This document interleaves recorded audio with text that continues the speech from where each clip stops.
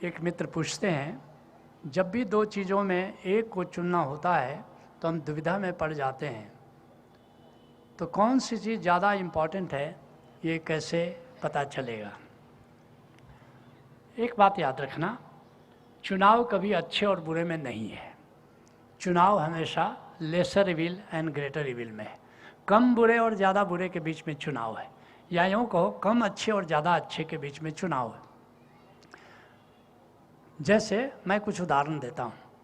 तुम ट्रेन में जाते हो, अब टीटी कह रहा है कि आपका रिजर्वेशन नहीं है। तुम कहते हो नहीं है, तो कहता है कि हिंट करता है, संकेत करता है कि अगर 100 रुपया दे दो तो रिजर्वेशन हो जाएगा। अब ये तो इविल है, तुम भ्रष्टाचार के हिस्से हो रहे हो, तुम रिश्वत दे रहे हो, इविल है। और अगर नहीं दिया तो तुम्हारा कोई और मिशन है, रिश्तेदारी में जाना है, कहीं जाना है, इम्पोर्टेंट काम से जाना है, खड़े खड़े जाओगे, रात भर खड़े खड़े जाओगे, बीमार पड़ जाओगे, अपनी आत्मा को कष्ट दोगे, तो कौन सा बड़ा इविल है? अपनी आत्मा को कष्ट देना, ये बड़ा इविल हुआ। तो तुम क्या करते हो? छोटा इविल चुन लेते हो हमेशा। जब भी उसी तरह से, जैसे मान लो रात को सो रहे हो, अब तुमको ठंड लग रही है, अलमारी में कंबल रखा हुआ है, अब क्या चुनाव है? या तो नींद थोड़ी तोड़ो, थोड़ा अलमारी खोलो, उसमें से कंबल निकालो, ओढ़ो और मज़े की रात लो, बिताओ। दूसरा क्या चुनाव है कि अरे कौन उठता है, आलस में तुम पड़े हो और रात भर ठंड से सिकुड़ रहे हो। तो एक प्रज्ञावान व्यक्ति क्या करेगा? रात में उठेगा, अलमारी खोलेगा, वहाँ से कंबल लेगा।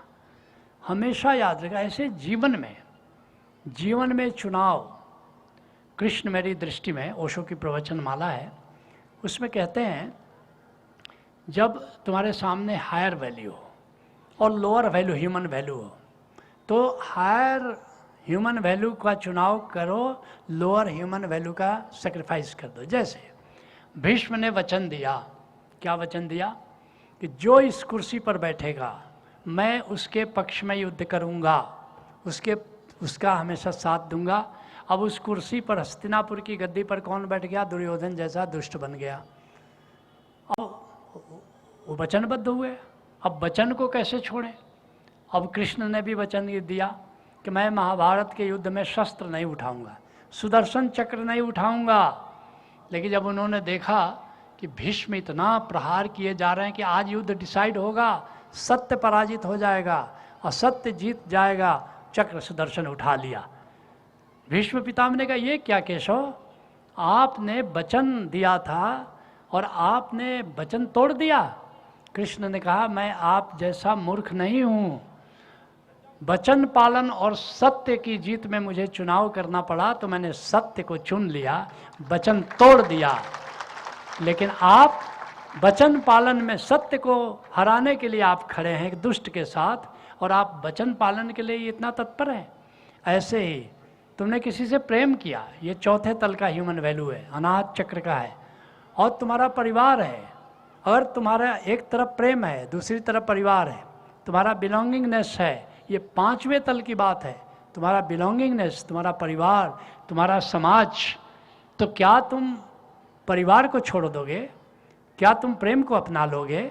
नहीं। जहाँ परिवार टूट रहा है, बिलोंगिंगनेस छिन्न भिन्न हो रहा है, वहाँ पर प्रेम की जगह तुम परिवार को चुन लेना, क्योंकि हायर ह्यूमन वैल्यूज है, हायर ह्यूमन वैल्यूज है। लेकिन जहाँ परिवार में और सत्य में चुनना हो, फिर क्या करोगे? परिवार चौथे तल का ह्यूमन वैल्यू है, और सत्य का चुनाव, साधना का चुनाव, आध्यात्मिक विकास, ये 7वें तल की चीज़ है। मीरा के सामने ये असमंजस खड़ा हुआ। मीरा ने तुलसीदास को लिखा, क्या करूं, एक तरफ मेरा परिवार है और दूसरी तरफ मेरे गुरु हैं, स्पिरिचुअल मेरा डेवलपमेंट है, मोक्ष है, मैं क्या करूं? तुलसीदास ने चिट्ठी लिखी, क्या लिखा? जाके प्रिय न राम वैदेही, तजियो ताहि कोटि बैरी सम यद्यपि परम स्नेही। परमात्मा जिनको प्रिय नहीं है, आध्यात्म जिनको प्रिय नहीं है, उनको दुश्मन समझकर उनको त्याग कर देना चाहिए। कैसे? तजो पिता प्रहलाद विभीषण बंधु भरत महतारी, जैसे पिता का त्याग प्रहलाद ने कर दिया, विभीषण ने भाई का त्याग कर दिया और भरत ने अपनी माता का त्याग कर दिया, ऐसे ही मीरा तू सत्य की तलाश के लिए तू परिवार का त्याग कर सकती है और मीरा ने त्याग कर दिया। तो हमेशा देखो कि जब भी इस तरह का द्वंद्व हो, हायर वैल्यू क्या है इसका चुनाव करो और उसके लिए लोअर वैल्यूज़ को बलिदान दे सकते हो। Let's acknowledge.